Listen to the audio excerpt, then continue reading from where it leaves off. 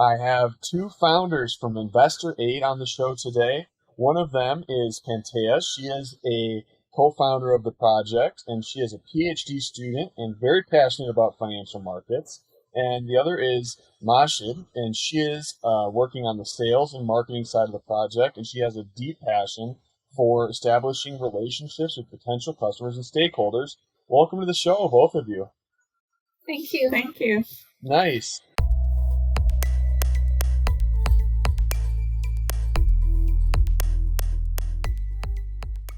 Can you start off by just telling our audience a little bit about Investor 8? I know that you have this goal of providing valuable news and market insights using machine learning and artificial intelligence, but maybe just tell us a little bit about why you founded the company and what makes it different. So actually, Investor 8 started in 2020 and almost with the beginning of the pandemic.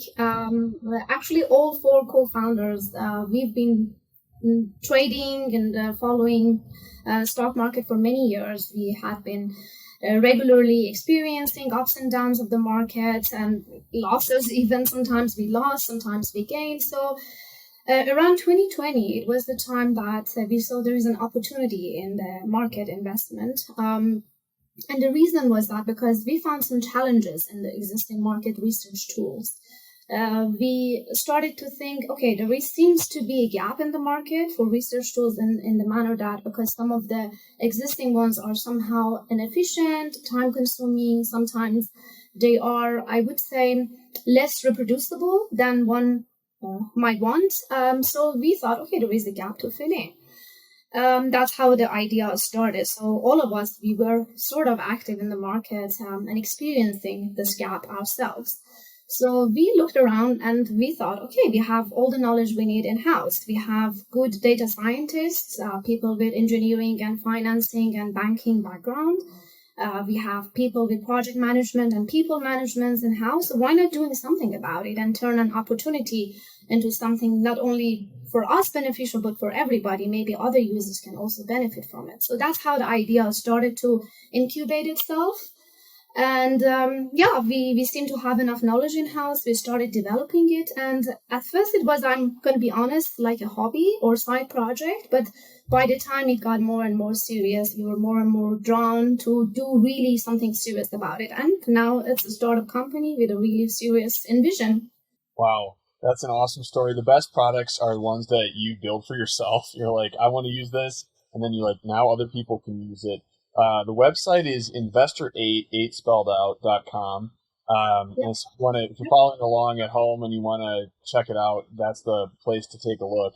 Can you talk a little bit more about like what specific gap you're feeling like? There's all this news on the site. Is that the core feature, like being able to surface more important news than other platforms provide? I think I'm going to let Pantea take this one. She is one of our technical leads. Yeah, okay, so no, there is a different vision actually behind it. There are basically three things that we want to put together as a solution, or it's actually serving parts of our visions.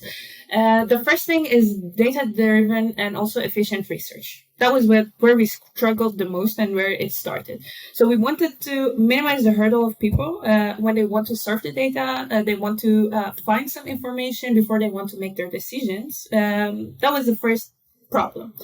So we want to make some sort of centralized app that is also customizable, where you can do your research and also reproduce your research, right? You want to be consistent, right? You don't want to do something and then for the next stock do a completely random thing. We want reproducibility to be there. At the same time, we want people to be able to keep track of multiple metrics and also analysis that they made. We want them to create charts, visualizations, reports, and also be able to organize these reports and do it instantly on another financial asset or another thing, not to do all the things again from the start. So this was the data-driven part and also efficiency part. There is another part, which is, okay, so the application that we are developing, which is on top of the Investor 8 platform, which is i8 Terminal, is Python-based, and it's also open source. I don't know if you also know, but Python is kind of a common language between engineers. Not only engineers, I mean, I would say even software traders or even quant traders, definitely data scientists, know Python. So this gives them the opportunity to dive in, to read how we think one can analyze the market in one command, and they also can contribute their own ideas. With the open source community, people can actually communicate their ideas, their insights, how they want to ask the question, should I buy or should I not? And this would actually make the community grow, and also it gives us some insight on what they want us to do. So it would be a two-way street. We benefit from it, they benefit from it. That's the second thing. And the third thing, which we hope to contribute, is the AI and machine learning side. We want to be able to generate automated insights using AI. We want to have AI-powered personalized views, researches, the way that they tend to do their research, the way that they want to look at the market. We want to give them advanced and extensible screening of the market. So that's also the third aspect of it. Yeah. Wow. So I prefer to work in Python, so I can definitely relate to building Python tools for developers. And I'm super interested to hear like your vision for this community. So the four of you that founded the company, you're all close. I think you're friends, right? And Yeah. you just happen to have, you just happen to have these like advanced PhDs and experts and people studying machine learning and things like this. But your goal is to grow that core group, and so that's why you kind of are focusing on an open source Python tool. Is your vision that you think there's a lot of other people in the same boat that you are? I'm one of them who's out there trying to build repeatable data-driven results, but kind of struggling because there aren't tools for a data scientist like me. Can you talk a little bit about how you envision that expanding? Like you talked about a two-way street. They're asking for features, you're building features. Like, where do you see this going? Is it going to just expand to a bigger community and everybody's writing code because it's open source? Or are you planning to bring more people into the team? So it should go, I think both ways. Actually, I would say, So, the diversity is kind of the key here. I mean, one of the ideas behind this was that this investment community shouldn't be only the corporate investors. It should be also retail investors. Yeah. And some happen to have data science background, and some happen to have some other ideas how investment should go. So not only that we want to expand our own team, we also hope the community expands, and also people find themselves each other and each other's ideas, insights.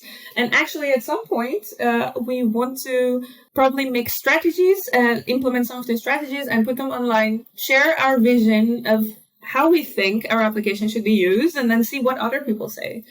And to build up on Pantea's response, I also think one of the innovations of our tool is that, as you mentioned, some of these users, we don't want to focus on corporate users because they have more money, they have more accessibility, they have more, they have more available options, I would say. So we want to have a community with more inclusion. So we want to make it a very inclusive investment community. So everybody, even retailers, even people with, let's say, less money can make use of it and benefit from it to make informed decisions. We want to bring people also together using this platform and this tool.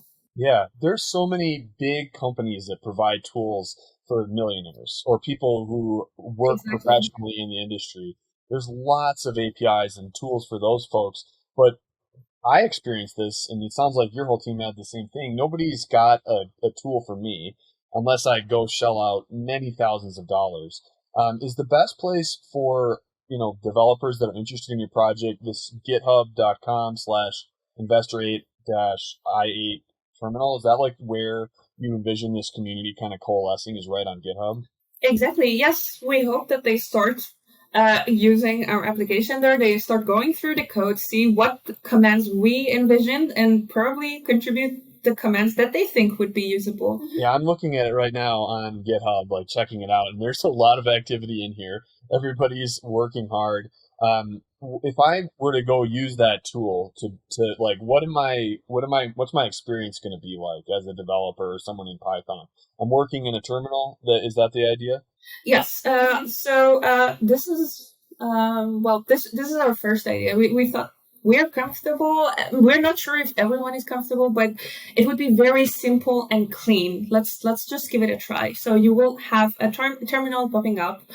We have dedicated commands. It's not that complicated, so you won't be lost as into what command to put it in. But you can actually see with autocomplete what kinds of options you have. And you can start mixing commands, mixing matrices, generating plots, and but all of it starts from a terminal app. Yeah. Right. I can relate to that, where there are terminals for investors where I'm using a GUI or a website, but I don't have any control or insight into the code behind that terminal. So it's almost impossible for me to adjust it to my investment style and my insights.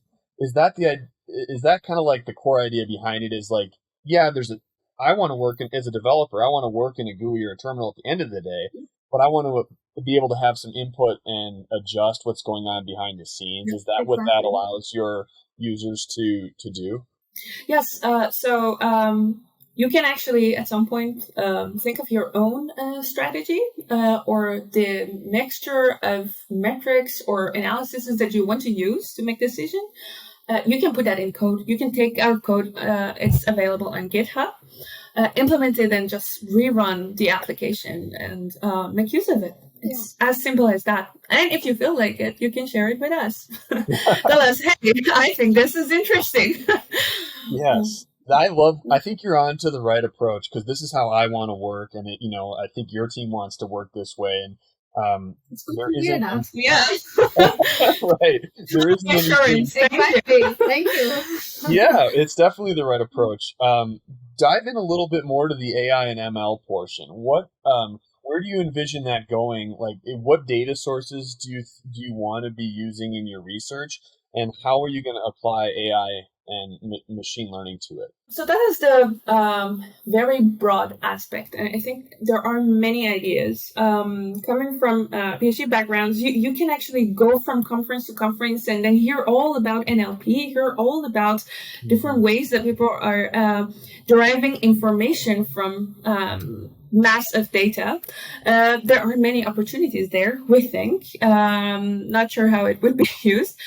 So we wanted to probably pre-process the reports, see if we can use NLP to extract information, visualize it instantly without people needing to go through all gigantic amounts of text and make decisions themselves. So there will be an NLP side that would let them to process all of these reports and show all the results instantly, visualization of these results.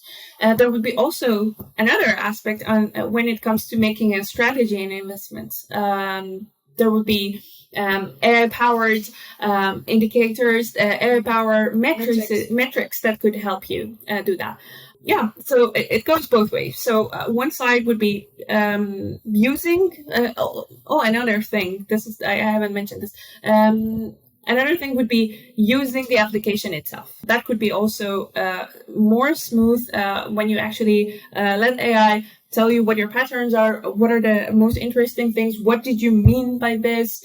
That can be also powered by AI.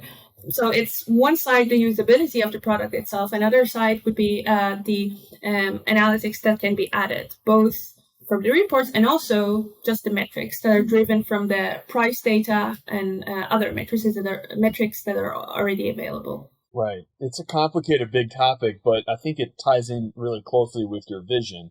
You're trying to influence the research that's done before the investment is made.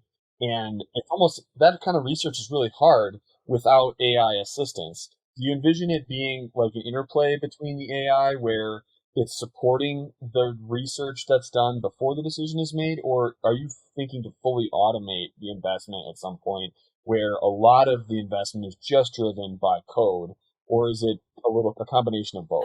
So we think, I think, well, I'm gonna just give you my part of the answer, and Pantea can fill in as well. I think for the AI part, we are still we're taking baby steps in that third aspect of investor aid. I think this is one of the envisions we want to empower investor aid with AI and using machine learning algorithms and making it more customizable and more personalized research method for users, as we spoke. But I think that's the part we still have to do a lot more. We still have to grow on that aspect still. So maybe from my side, I'm not yet completely sure how to develop on that end of the story, but I will let Pantea, she's the more expert in that. I think that's the part that needs to grow still a little bit further. Sorry. Of course. Yeah. So I think it would be more of an assistance. We all know it's a challenge when it comes to applying AI to make your strategies and investment decisions. That's a challenge, right? That's not figured out completely. But we already know that you can use AI to ease your research. That's completely another method, because then you don't have to worry on how it makes its decisions when it comes to decision making. You want to generate insight that aids you make your decision. So you don't want to do the decision making very qualitatively. Like I feel like it seems like comparatively only. You want to assign numbers. Quantify it. You want to make it quantified. And I think this is our research background talking. Because we want to talk in numbers. We want to be able to compare very precisely what happened here and there. And I think that would be powered by AI. It will help your research. It won't make decisions for you, but at least you know precisely why you made this decision. Right. Yeah, I think that is definitely the goal, to take the emotion out of it and be able to apply a consistent strategy that's aided by technology, but isn't fully automated. Maybe someday, but not yet. Talk a little bit about the platform now. It's in beta mode. Are you looking for testers, collaborators? Do you plan to commercialize it somehow?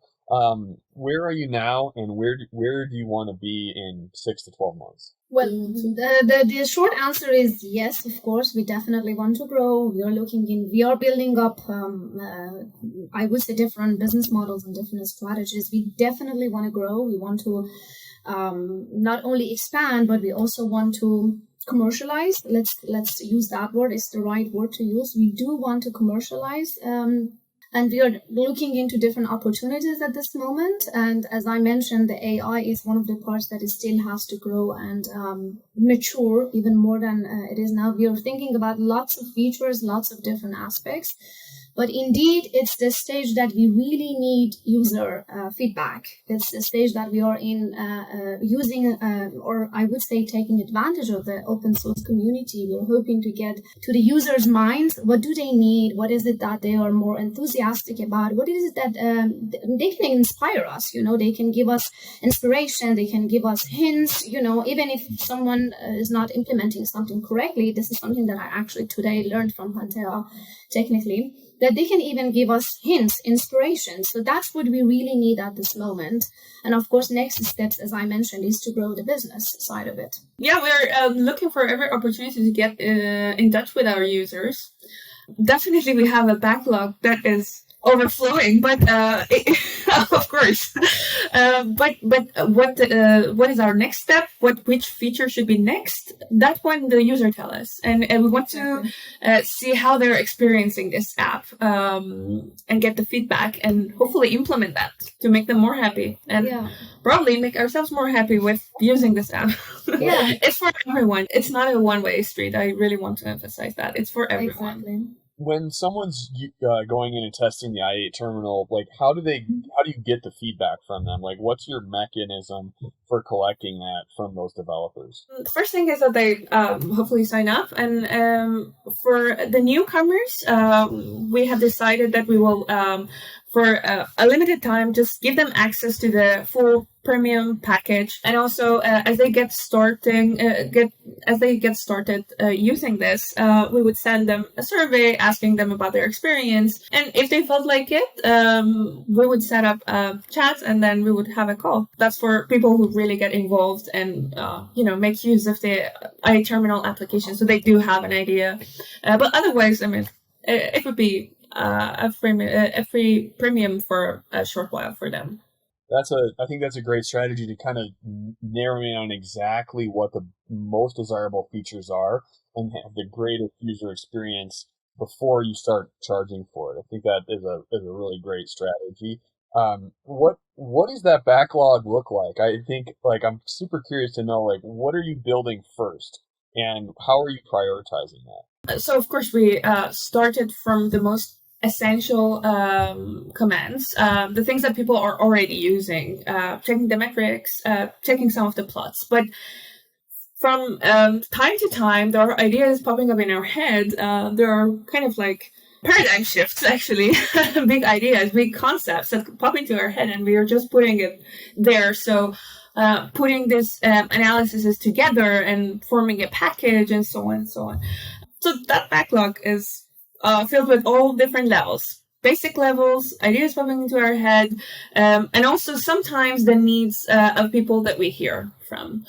So there are some people, sometimes users, other investor friends that, we see their ideas. It would have been nice that if I had this feature or that feature, and that also goes into our backlog and implementation. To be honest, our technical team, I'm hearing every day that they have lots of ideas. I honestly say there are many features to do, but what we want to do is we want to really, as you mentioned, narrow it down to what is the actual precise need out there, because we can spend time on developing all sorts of features. Maybe they are too luxury, or they are not that much beneficial at the end. So we really want to focus on what is missing, what is needed, and what is it that the users really want. That's how we want to approach it before starting to build up additional features. Right. Otherwise, you drown. It's always going to be no matter how big your company is, you're always going to have more backlog than their dev team can handle. No, yeah, that's right. Why do you think this idea of having kind of Python-driven, AI-driven, data-driven terminal, but also with open source backend? Why has this not been built before? Why aren't people developing for this end user? Why are they so focused on the professional investor or, hedge funds and maybe retail investors who have no data science background at all? Why has everything been built for them and nothing been focused on this community? Is it just the idea that they can take care of themselves? Good question. Maybe the people who started doing this weren't all engineers. Maybe they didn't look at themselves. They were looking at the targets, and the target is where the money is, where the corporate is, and what their need is. I mean, it's not that odd of an association, right? It's made mainly for the hedge funds, mainly for people who want to make investment decisions. Maybe it didn't occur that also there are other retail investors. To be honest, there was the flood of retail investors after the COVID pandemic. Exactly. So that could also be the reason that got us to do this. Yeah. You cannot blame others, probably. I mean, there was this flood, and we were also getting more and more involved. Yeah, previously we did trade, but very passively. And with this, we were thinking, we also were working from home, right?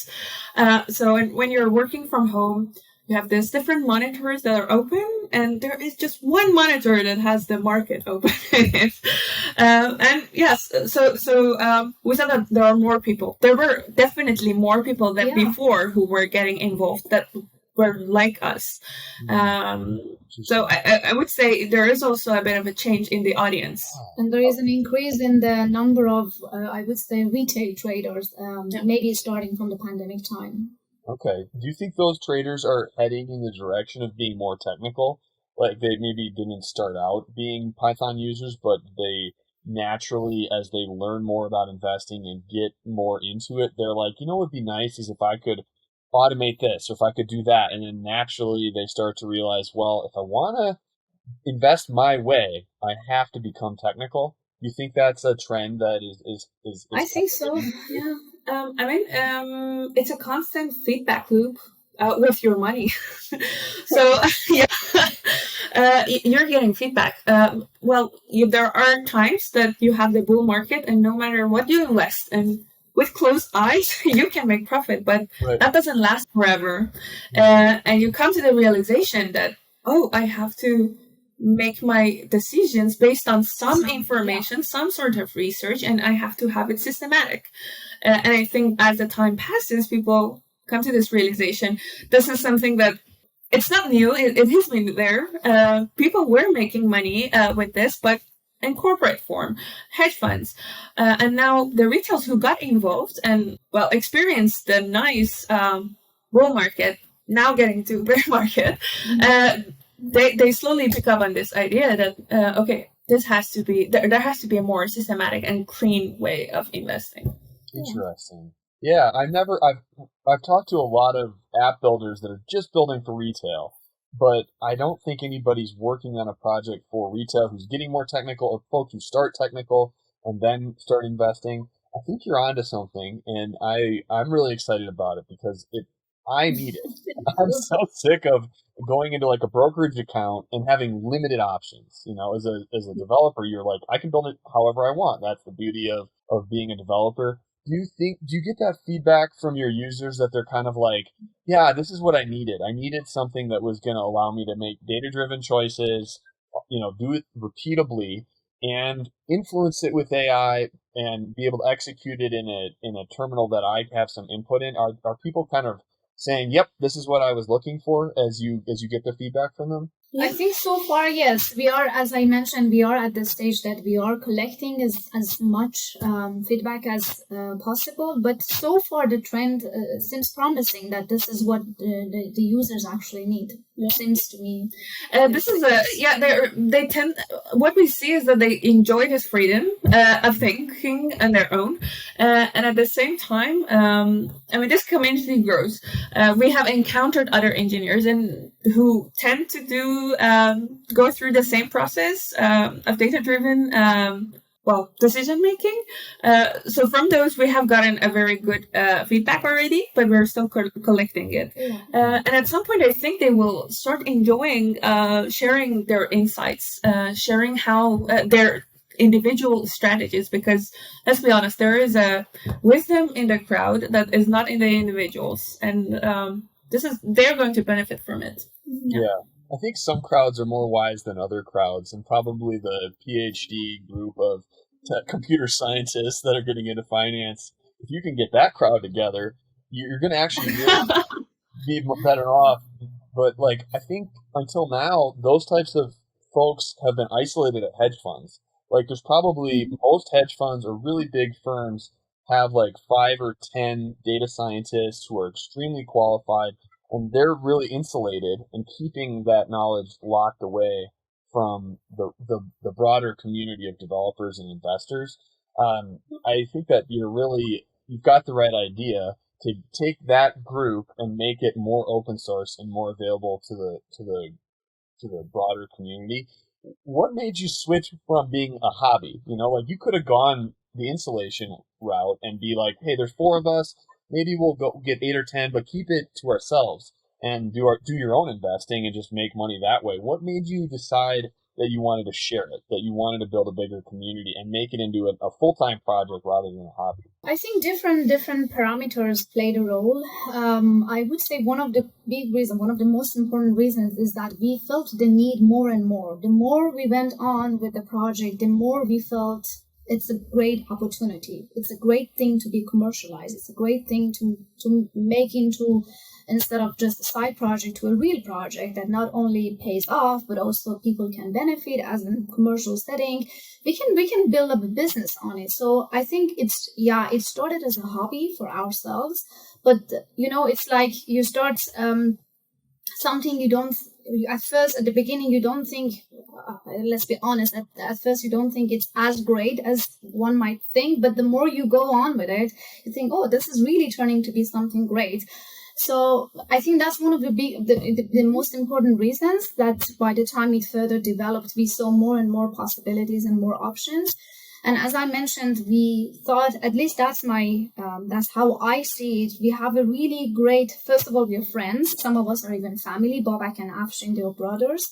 So the four of us, we have really good tight relationships, and this could really turn into something that can turn around our lives. Why not? And that's how I see it, at least. And I don't know, maybe Pantea can add. There's also another thing. You also asked why didn't we choose it to, invest ourselves and keep it to ourselves. But, that's one way to look at it. But as soon as you make it open and everyone has access, I personally put lots of value in everyone's insights. I mean, people have different perspectives, and I think everyone, all of us, can benefit from those different perspectives put together, put into strategies. Not value diversity, actually. Yeah. So keeping it to ourselves, yes, maybe we have just some perspectives, some ideas, and sure, maybe we could make money. But as soon as you open it, there is a different scale of opportunities for everyone. And we also would benefit from that because we would see how other people are making decisions. I mean, that would also be a benefit for us. Wow, what an amazing idea that you'd open it up, get more diversity of input, get better returns. So, like, by being less selfish, you actually have a chance to make more money. I think that's brilliant. A very not selfish but selfish reason. Yeah, it's beautiful. That's when you can be in it to make money, but also to help others at the same time, and everybody benefits. That's a great vision. I think you're definitely onto the right idea. The website, if you want to check it out, investor8.com, and on GitHub, you're looking for investor8/i8-terminal. You can find it there. You can contribute and take part of it. Thank you so much, Mahshid and Pantea, for sharing your vision. It's awesome. I can't wait to see where you take it. Thank you, Andrew. Thank you so much. And I actually appreciate your feedback so far. I mean, this has been great hearing your also positive feedback. Thank you so much. My pleasure. Take care. Thank you. Bye-bye.